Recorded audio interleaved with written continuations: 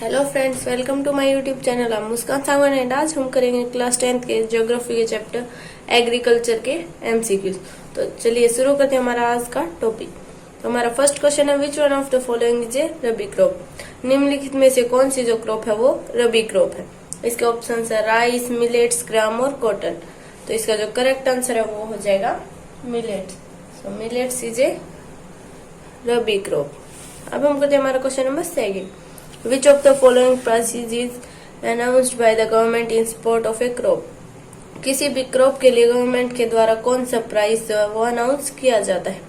इसके ऑप्शन है, option A है मैक्सिमम स्पॉट प्राइस, बी है minimum spot price, moderate spot price और इन्फ्लुएंशियल स्पॉट प्राइस। इसका जो करेक्ट आंसर है वो हो जाएगा मिनिमम स्पॉट प्राइस। इसका option B is the correct answer. अब हम करते हैं हमारा question number 3, Which of the following about pulses is not true? Pulses के बारे में कौन सी जो लाइन है, कौन सा ऑप्शन है वो सही नहीं है।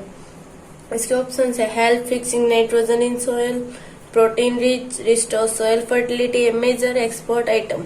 तो इसमें ऑप्शन ए है कि ये नाइट्रोजन को फिक्स करने में, सोयल में नाइट्रोजन को फिक्स करने में हेल्प करती है। ऑप्शन बी है ये प्रोटीन इसमें सही मात्रा में होता है।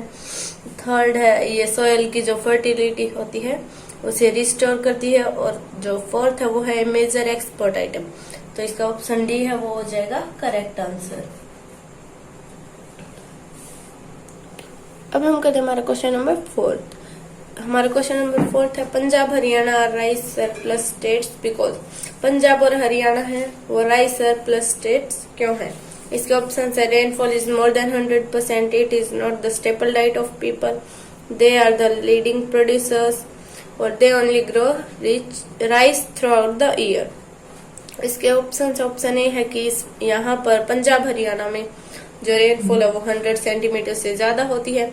इसका ऑप्शन बी है कि ये स्टेपल डाइट नहीं है यहाँ के लोगों की। थर्ड है कि जो पंजाब और हरियाणा है ये लीडिंग प्रोड्यूसर्स हैं राइस के। और फोर्थ है कि ये पूरे साल में सिर्फ और सिर्फ चावल ही बोते हैं। इसका करेक्ट आंसर है option B, it is not the staple diet of people. अब हम करते हैं हमारा question number 5, the variety of coffee grown in India and known for its flavour. कौन सी वैरायटी है जो कॉफी की वो इंडिया में बोई जाती है और ये सिर्फ और सिर्फ इसके स्वाद के लिए जानी जाती है। इसके ऑप्शन है रोबस्टा कॉफी, मद्रासी, अरेबिका और दक्कन। इसका जो करेक्ट आंसर है वो ऑप्शन सी। सो अरेबिका जो है वो कॉफी की वैरायटी इंडिया में बोई जाती है। अब हम करते हैं हमारा question number 6, plantation agriculture in India was introduced by. जो प्लांटेशन एग्रीकल्चर है इंडिया में वो किसने इंट्रोड्यूस किया था।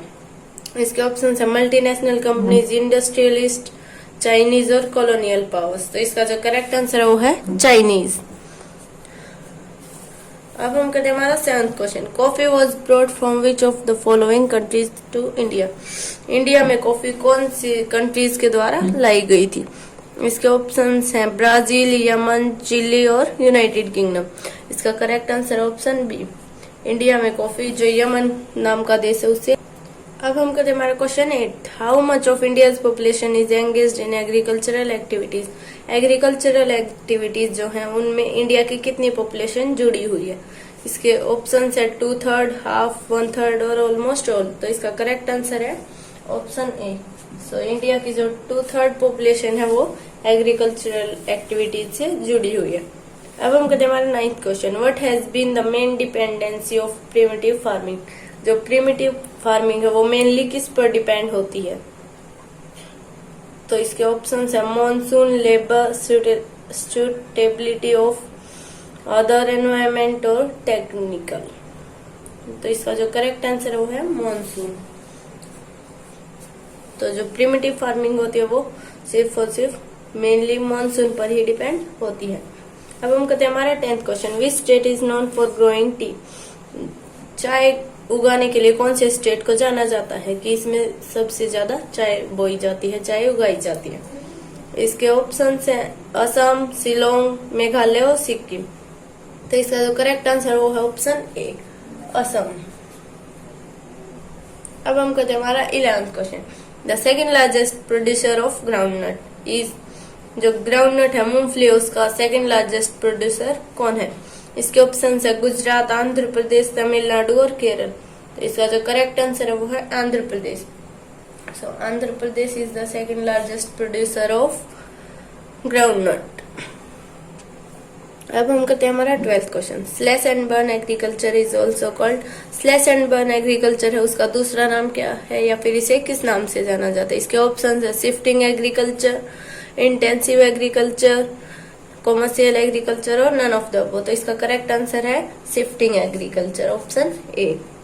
अब हम करते हैं हमारा 13th question. Which of the following is an annual crop, कौन सी जो क्रॉप है वो पूरे साल में एक बार ही उगाई जाती है, यानी कि वो एक एनुअल क्रॉप है? इसके ऑप्शन है शुगर केन, कॉटन, जूट और ककम्बर। गन्ना, ऑप्शन बी है कपास, ऑप्शन सी है जूट और ऑप्शन डी है खीरा। तो इसका जो करेक्ट आंसर है वो है ऑप्शन ए। तो sugarcane is the crop that is an annual crop, ये एक एनुअल क्रॉप है, पूरे साल में सिर्फ एक बार ही बोई जाती है। अब हम करते हैं हमारा question number 14। When are rabi crops harvested, rabi crops कब काटी जाती हैं, कब उनकी कटाई की जाती है? इसके ऑप्शन है अक्टूबर, अप्रैल, दिसंबर और जुलाई। इसका करेक्ट आंसर है अप्रैल, ऑप्शन बी। अब हम करते हैं हमारा 15th question. Name A crop of Zayed season, जायद सीजन जो होता है क्रॉप्स का, वो उस सीजन में बोई जाने वाली क्रॉप कौन सी है? इसके ऑप्शन है पीस, उड़द, बाजरा और मेज। तो इसका करेक्ट आंसर ऑप्शन ए। सो मटर है वो जायद सीजन की क्रॉप है। तो thanks for watching my video. अगला बाकी के बचे हुए क्वेश्चन हम नेक्स्ट वीडियो में करेंगे। सो अगर आपको ये वीडियो पसंद आई हो तो लाइक, शेयर और सब्सक्राइब करना ना भूलें।